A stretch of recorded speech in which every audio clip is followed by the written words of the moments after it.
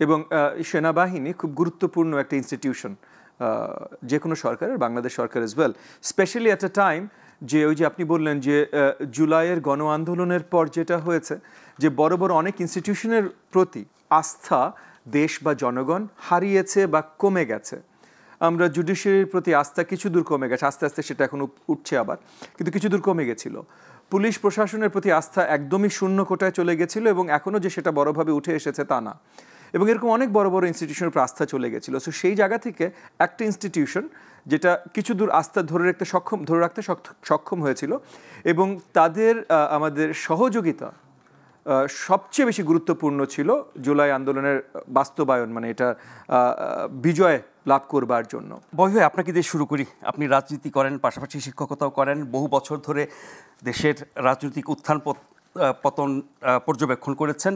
বিশেষ করে জুলাই গণ অভ্যুত্থান এবং ৫ই আগস্টের পরিবর্তিত পরিস্থিতিতে আমরা এখন যা দেখছি, সবশেষ সংযোজন হলো সেনা প্রধানের সাথে 2 ছাত্রনেতা বা এনসিপির 2 নেতা বা অভ্যুত্থান নেতৃত্বদানকারী 2 গুরুত্বপূর্ণ নেতার বৈঠক নিয়ে যে কথাগুলো আসছে নানানভাবে, আমি সেগুলোতে পরে আসবো। তার আগে বলি, দলের ভেতরে যেহেতু মতবিরোধ, দুজনের মধ্যে আমরা দেখলাম মতবিরোধ, দেখার দৃষ্টিভঙ্গি আলাদা। এটি কি রাজনীতির অপরিপক্কতা, নাকি তারুণ্যের উচ্ছ্বাস, নাকি অভ্যুত্থানের প্রভাব? জি, আপনাকে অসংখ্য ধন্যবাদ নাজমুল ভাই। আপনি, ডক্টর স্নিগ্ধা এবং সকল দর্শককে আমার সালাম এবং শুভেচ্ছা। প্রথমত, এনসিপি জাতীয় নাগরিক পার্টি নতুন একটা দল ফর্ম করেছে এবং এটা তরুণদের দল। সো তরুণদের দল মানে আপনি যে কথাগুলো বললেন, কিছু দূর তারুণ্য, কিছু দূর অভিজ্ঞতার অভাব, এই জিনিসগুলো থাকবে। একই সাথে অনেক ওই যে তারুণ্যের যে এনার্জি, এটাও আছে। তবে ভুল ত্রুটি যখন বড় দাগে বড় জায়গায় হয়, তখন এই ভুলগুলো আসলে আপনার ওই যে পাশ কাটিয়ে চলার আসলে অবকাশ থাকে না। তো গত কয়েকদিন যে ঘটনাগুলো ঘটেছে, দেখেন, কয়েকটা জিনিস খুব গুরুত্বপূর্ণ মনে রাখা, যে একটা সরকার সঠিকভাবে যদি আমরা সেই সরকার পরিচালনা দেখতে চাই, তখন বড় বড় এবং গুরুত্বপূর্ণ ইনস্টিটিউশনগুলোকে র্যান্ডম আক্রমণ বা তাদের সম্বন্ধে মানে সর্ট অফ যে কোনো ধরনের মন্তব্য খুব চিন্তাভাবনা না করে করাটা উচিত না। যেই খবর সোফার বেরিয়েছে, এবং সেনাবাহিনী খুব গুরুত্বপূর্ণ একটা ইনস্টিটিউশন যে কোনো সরকারের, বাংলাদেশ সরকার as well, specially at a time যে ওই যে আপনি বললেন যে জুলাইয়ের গণ আন্দোলনের পর যেটা হয়েছে যে বড় বড় অনেক ইনস্টিটিউশনের প্রতি আস্থা দেশ বা জনগণ হারিয়েছে বা কমে গেছে। আমরা জুডিশিয়ারির প্রতি আস্থা কিছু দূর কমে গেছে, আস্তে আস্তে সেটা এখন উঠছে আবার, কিন্তু কিছু দূর কমে গেছিল। পুলিশ প্রশাসনের প্রতি আস্থা একদমই শূন্য কোটায় চলে গেছিল এবং এখনও যে সেটা বড়োভাবে উঠে এসেছে তা না, এবং এরকম অনেক বড় বড় ইনস্টিটিউশনের উপর আস্থা চলে গেছিলো। সো সেই জায়গা থেকে একটা ইনস্টিটিউশন যেটা কিছু দূর আস্থা ধরে রাখতে সক্ষম হয়েছিল এবং তাদের আমাদের সহযোগিতা সবচেয়ে বেশি গুরুত্বপূর্ণ ছিল জুলাই আন্দোলনের বাস্তবায়ন, মানে এটা বিজয় লাভ করবার জন্য।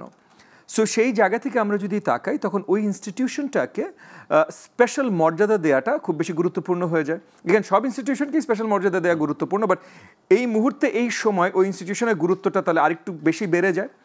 তো তখন এভাবে র্যান্ডম কথাবার্তা বলা, যেটা তাদের নিজেদের ভিতরেও একটা ঐক্য আমরা দেখতে পাচ্ছি না, যে তারা সবাই অ্যাগ্রিড যে এইভাবেই কথা হয়েছিল বা এই কথাই হয়েছিল। এবং একই সাথে, যদি আমি বেশি পার্সোনাল কমেন্টে যেতে চাই না, বাট যে কোনো ব্যক্তির, সেটা চিফ জাস্টিস হোক, প্রধান উপদেষ্টা হোক, আর্মি চিফ হোক, আমি হই, আপনি হন, যে কোনো ব্যক্তির নিজের ওপিনিয়নের জায়গা তো আছে ভাই। আমি আমার কথা বলতেই পারি। আমার ওপিনিয়ন ছিল আওয়ামী লীগকে নিষিদ্ধ করা উচিত। আমি সেই হিসেবে সরকারের কাছে গেছি, অ্যাজ ইন কোর্টের শরণাপন্ন হয়েছি, মামলা দায়ের করেছি। কিন্তু আমি এটাও বিশ্বাস করি যে আইন লঙ্ঘন করে বা আইনের বাইরে যে কোনো কিছু করা উচিত না।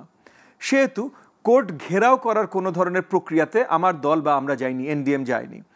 আজকেও আমরা ওই সঠিকভাবেই আমরা আবেদন করে যাচ্ছি যে আওয়ামী লীগ নিষিদ্ধ হওয়া উচিত, এবং বড় দাগে যদি যারা সরকারের দায়িত্বে আছেন তারা যদি মনে করেন যে না, তারা এইভাবে করতে চান, অন্যভাবে করতে চান, আমরা আইন বহির্ভূতভাবে তাদের উপরে কোনো চাপ প্রয়োগ করতে পারি না। খুব বেশি হলে আমরা যেটা করতে চাই, হয়তো আমরা রাস্তায় কিছু মিছিল করতে পারি, কিছু গণসংযোগ করতে পারি, এর বাইরে আমরা কিছু করব না। কিন্তু এটার জন্য আবার এটা হচ্ছে না বলে মাননীয় প্রধান উপদেষ্টার সে কি চিন্তা করেন বা তার কি বিশ্বাস, এটা নিয়ে আমরা প্রশ্ন তুলব, যেখানে প্রশ্ন তুলবার মতো জায়গা নেই। এইটা খুবই অপরিপক্ক কাজ এবং এটা খুবই আমি বলবো ইররেসপন্সিবল কাজ, স্পেশালি দেশ এখন যে জায়গাটায় আছে।